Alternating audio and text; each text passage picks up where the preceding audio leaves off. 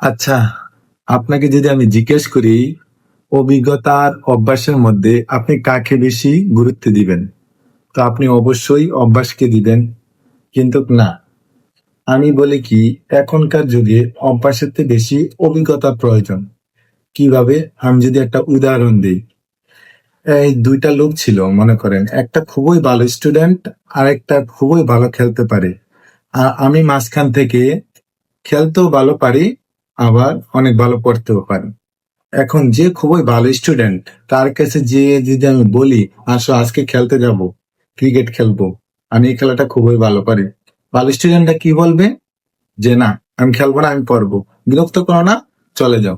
অন্যদিকে যে আমি খেলোয়াড়টাকে যে ভালো খেলে তার কাছে যে আমি বলি আসো ভাইয়া আজকে পড়তে বসবো, আজকে এই অধ্যায়গুলো আমরা শেষ করবো যেগুলা আমরা ভালো পারি, বলবো যে না আমি খেলাধুলা করবো, আমি পড়তে পারি না। মানে কি? মানে তাদের দুইজনের দুই রকম অভ্যাস।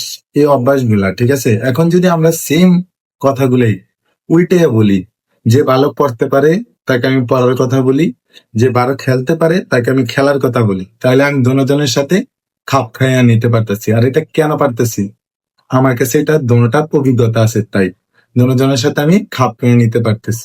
আর এখনকার যুগে সবচেয়ে মেইন বিষয় হলো আমাদের এই অভিজ্ঞতা থাকা প্রয়োজন। কেননা এই পৃথিবীতে কোন মানুষটার কখন কাজে লাগে কেউ বলতে পারে না। আমরা কখন কে কোথায় যাই কেউ বলতে পারি না।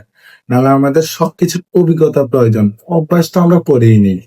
আমরা একটা জিনিস দেখেন, মনে করেন আমরা একটা খেলা খেলি, এটার আমরা একদিন দুই দিন ভালো লাগলে আমরা এটা খেলতে থাকি, সবসময় খেলতে থাকি। তাহলে এটা আমাদের অভ্যাস হইতেছে কিনা? তাহলে আমাদের অভ্যাস সবসময় হয়ে যায়, কিন্তু আমাদের অভিজ্ঞতা হয় না। অভিজ্ঞতা সবকিছুতে রাখা প্রয়োজন।